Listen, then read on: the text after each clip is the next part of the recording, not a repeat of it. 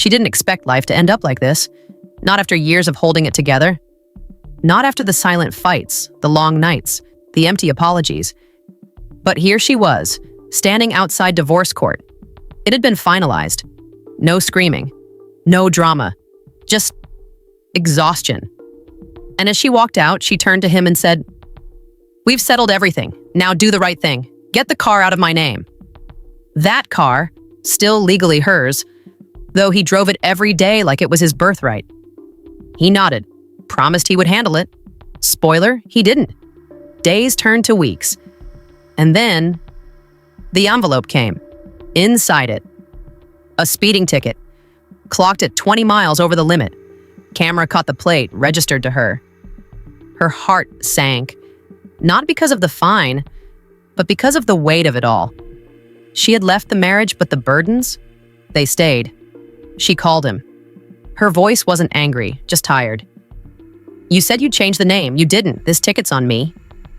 He paused, maybe out of guilt, maybe out of decency. Then he said, "All right, I'll come to court with you. I'll explain. One last act of decency." For a moment, just a fleeting moment, she believed him. But then she stepped in. The girlfriend, new, proud, possessive, and she said just 8 words that changed everything. "You're not going to court with your ex." And that was it. He didn't show. She walked into court alone, again. But this time, something was different.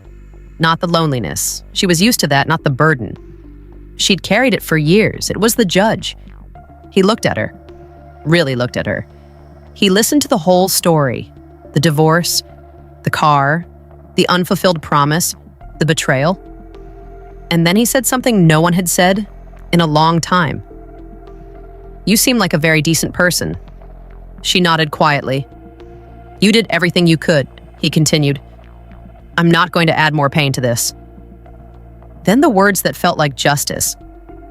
"I'm dismissing the ticket." And just like that, it was over. Not the marriage, that ended weeks ago. Not the pain. That takes longer. But in that moment, in that tiny courtroom, she was finally seen. Not as an ex, not as someone's mistake, but as a person. A woman who tried.